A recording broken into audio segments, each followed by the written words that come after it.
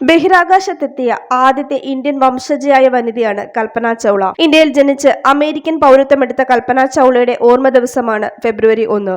2003 ഫെബ്രുവരി 1 ഭൂമിയിലേക്ക് മടങ്ങുന്നതിനിടെ കൊളംബിയ ബഹിരാകാശ പേടകം തകർന്നാണ് കൽപ്പന ചൗളയടക്കം 7 ക്രൂ അംഗങ്ങളും മരിച്ചത്.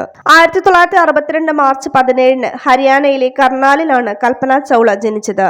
എയറോനോട്ടിക്കൽ എഞ്ചിനീയറിംഗ് പഠിച്ച ആദ്യത്തെ വനിതയാണ് കൽപ്പന ചൗള.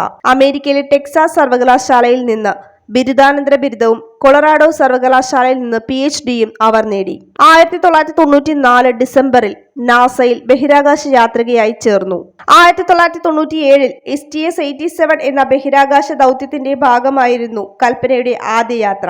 1997 നവംബർ 19 5 സഹഗവേഷകർക്കൊപ്പം കൊളംബിയ പേടകത്തിൽ അവർ ചരിത്രത്തിലേക്ക് പറന്നുയർന്നു. ആദ്യ യാത്രയിൽ 375 മണിക്കൂറോളം കൽപ്പന ബഹിരാകാശത്ത് ചെലവഴിച്ചു. 2003 ജനുവരി 16 കൽപ്പന രണ്ടാം തവണ ബഹിരാകാശത്തേക്ക് പറന്നത്.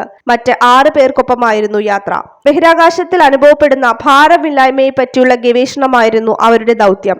ബഹിരാകാശ സഞ്ചാരികളുടെ സുരക്ഷയ്ക്ക് വേണ്ടിയായിരുന്നു നാസ ഈ പഠനം നടത്തിയത്. എന്നാൽ 17 ദിവസത്തെ ഗവേഷണങ്ങൾക്കു ശേഷം 2003 ഫെബ്രുവരി 1 ഫ്ലോറിഡയിലെ കെന്നഡി സ്പേസ് സെന്ററിൽ തിരിച്ചിറങ്ങാൻ മിനിറ്റുകൾ ബാക്കിയുള്ളപ്പോൾ കൊളംബിയ പേടകം ചിന്നിച്ചിതറി കൽപ്പനയടക്കം 7 ബഹിരാകാശ സഞ്ചാരികളും മരണമടഞ്ഞു. ഭൗമമണ്ഡലത്തിലേക്ക് പ്രവേശിച്ച ഉടൻ കൊളംബിയ പൊട്ടിത്തെറിക്കുകയായിരുന്നു. വിക്ഷേപണ സമയത്തു തന്നെ സംഭവിച്ച ചില സാങ്കേതിക തകരാറുകളാണ് ഈ ദുരന്തത്തിന് കാരണമായതെന്ന് പിന്നീട് കണ്ടെത്തി. കൽപ്പന ചൗള ഇന്നും ഒരു പ്രചോദനമാണ്. സ്വപ്നങ്ങളെ പിന്തുടരുക എന്നതായിരുന്നു അവരുടെ ജീവിതത്തിലെ ലക്ഷ്യം.